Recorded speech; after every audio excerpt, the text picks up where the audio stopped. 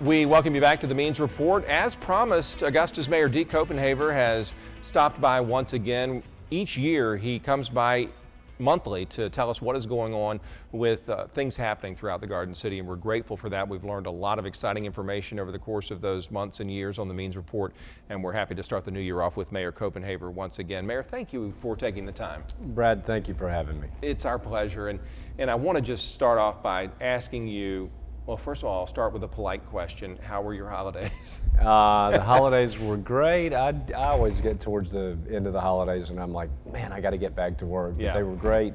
Nice time with friends and family, but I'm glad to start a new year. All right, and I didn't mean, polite versus impolite, but there's a question that, is easy to answer. Now one that perhaps is a bit tougher to answer, and that's the budget. As we wrapped up 2012, we were looking at things like a $4 million shortfall in Augusta's budget. We were talking on the news, it seemed, every night about layoffs or tax hikes to make up that deficit. Where do we stand now, early January, when it comes to our budget and what we're going to do to balance it? Well, the budget is a work in progress. You get it approved before the end of the year, and then the final approval comes later on during the summer where we set the millage rate. So what we're doing now is just trying to manage the situation as best we can. But the real conversations will start again in the summer. Do you think that, and again, I know that's a while away, but do you think that we'll deal with more layoffs than we've already covered, a tax hike for property tax payers, or both? To get some money? I don't sense a will within the body to raise taxes at this point. I don't think you're going to see that happening. You may see more people let go, but I will say we've got a great finance team that year in, year out, you have the same conversations and we make do, and we've managed to get through this recession without massive layoffs and without major tax increases. I trust them to do a good job because they've done a great job managing it to this point. Several human resources employees were let go. They're being given the opportunity after a 60-day period to reapply for their positions at HR. Is this sort of streamlining of the department that needed to be made anyway, or is this going to result in true savings? Well, I think it'll result in true savings, and it's, the situation is never just immovable or set in stone. We've got to make adjustments as we go along. That's the way of the world these days. Is the economy is always changing. Despite the fact that we made it through better than most cities, we still got hit by the most recent recession, and we try to run it like a business. You've got to find ways to either increase revenues vis-a-vis taxes or cost savings potentially coming at having to send people home at times. This past week, we reported on Channel 6 about the Marriott. We've been covering the deal with the parking garage and the T Center and how those two have been intertwined, and really this past week how they're possibly going to be linked with that pedestrian bridge. Come to find out, in some of the paperwork leading up to this deal, it seemed as if there was an agreement for the commission for Augusta to pay the $900,000 it would take to build that bridge. Mayor Pro Tem Corey Johnson says no, that's not how he understood things to be. We really aren't going to pay that money and the bridge probably won't be built. Where does that stand, and do you think that span will ever happen? It will come before the commission in next Tuesday's meeting. I think that whether we get it done then or in the future, I think we will definitely get it done. Yeah. To my mind, I'm completely in favor of doing it. The $900,000 to do it comes from the cost savings associated. We came in under budget on the parking deck itself. So this is not going out and getting new money to do this. And to my mind, Brad, really, this is going to be the first impression that a lot of visitors to Augusta have of our city. There are safety issues, making sure people can cross Reynolds Street, which is heavily trafficked. So I think we ought to go ahead and do it now. But I do, if we don't get it approved at next Tuesday's meeting, I do see it being approved in the future. Could we use that $900,000 for something else? Could we hire more police, more sheriff's deputies with it, or do something else with it? No, these are SPLOST dollars, and that's one of the things I love. I'm trying to explain public finance to people. They say, well, why do we have to build this and we can't put the money towards cops? SPLOST dollars, the penny sales tax, can only go towards infrastructure. So it goes towards bricks and mortar. You can't, by state law, spend those monies on salaries. So no, we could not shift that $900,000 to paying to bring on more officers. What about Augusta's transit system? I heard the quote recently that there's a misperception that mass transit is for is for poor people mainly, but that's certainly not the case when you go to bigger cities. It's a way to save gas, help the environment. What do you think about the future of Augusta's mass transit? I think that we need to improve our transit system, and Brad, I've been saying this for years. We should not look at transit as a route of transportation just for people that can't afford a car. Right, it's not true. And real world applications to this, when we were recruiting ADP to come to Augusta, 1,000 jobs, Fortune 300 company, one of the first questions they asked me was, how's your transit system? And the same thing with T-Mobile. So we've got to think like the second largest city in Georgia. Ultimately, what in other cities, transit is a money loser. In every city that you go to, it does not make money, but it's finding a dedicated funding source. We can talk all we want about wanting to expand routes and to make the services better, but at some point we're going to have to find a way to pay for it. Let's talk about downtown Augusta, which we've talked about before. I know you're a fan of the continued revitalization of that part of Richmond County. The Georgia Renaissance Act is an act which would allow the businesses and homeowners downtown to have tax incentives and to have real money to improve that area. Do you think Augusta stands to benefit from the Georgia Renaissance Act? Are we in line to get some of that? Brad, I will tell you, and I love sharing this story with you.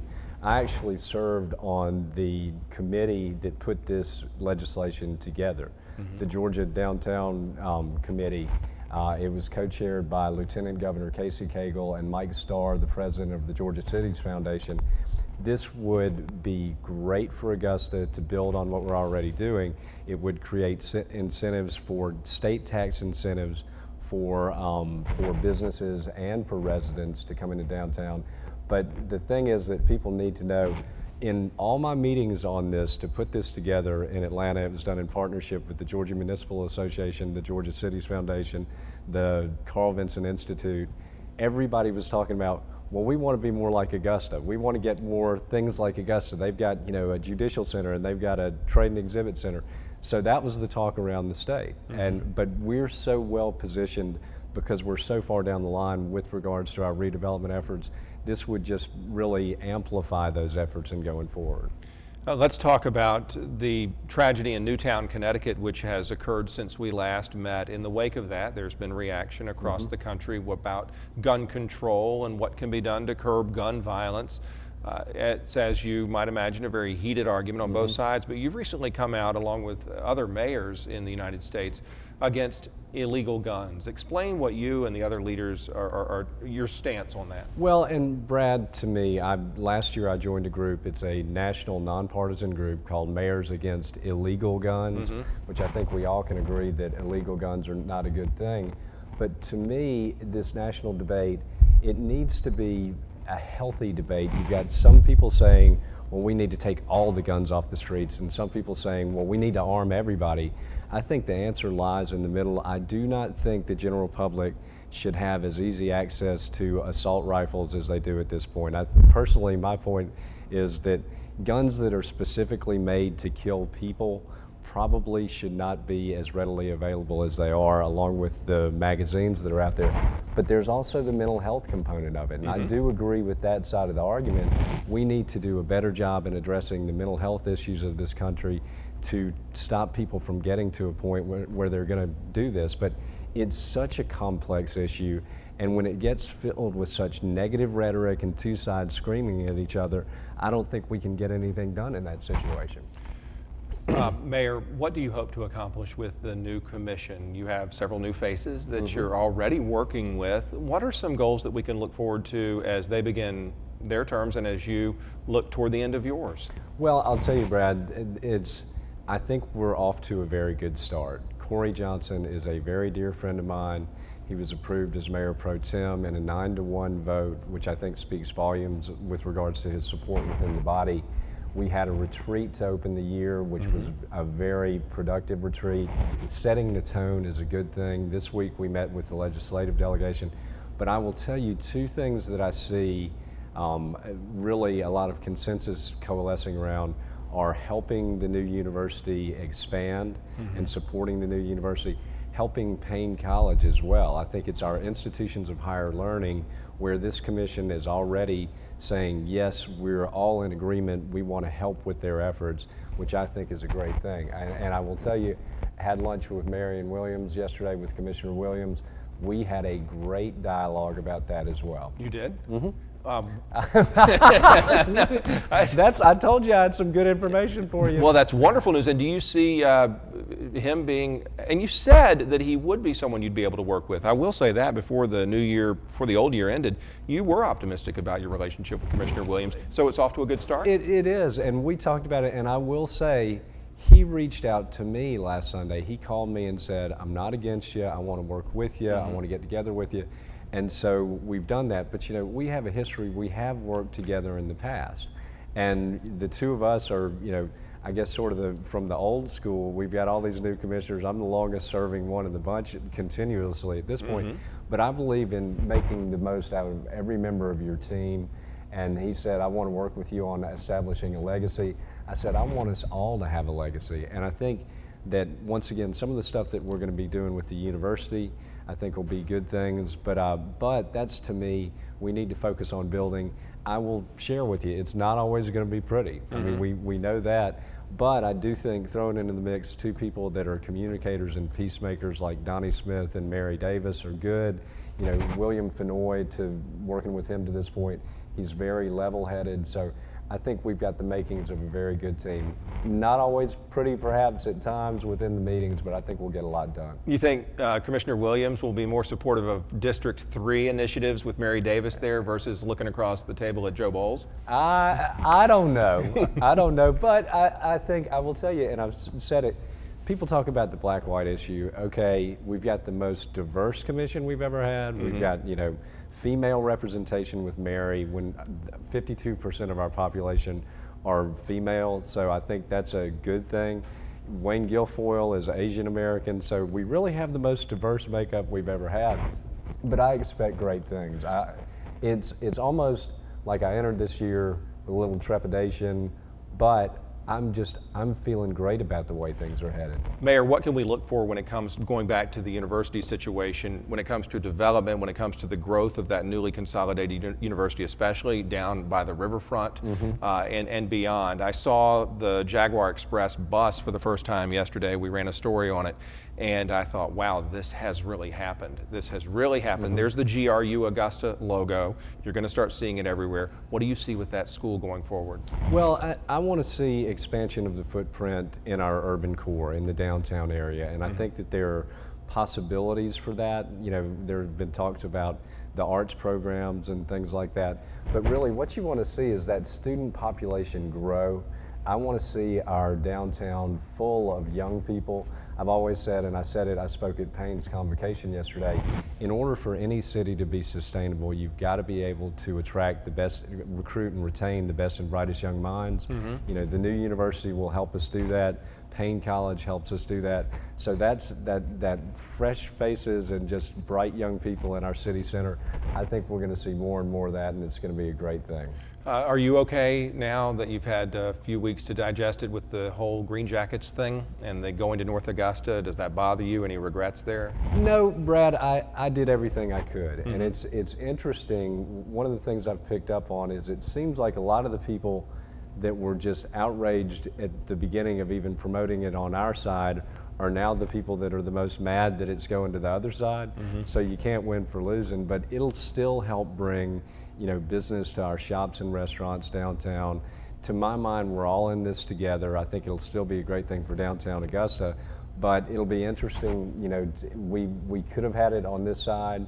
We had the same development group. It was the same prototype with shops and restaurants, true mixed-use development. And let me just say this, I am just so glad that the team is not leaving the area, because there was that potential. I think if we had not continued talks on a stadium on this side for so long, there's a chance we could have lost them. There's still the Augusta Green Jackets. I'm a regional guy. We're all in this together.